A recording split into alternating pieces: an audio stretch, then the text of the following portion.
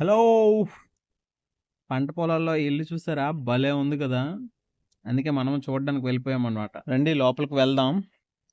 చూద్దాం ఎలా ఉందో. భలే ఉంది కదా!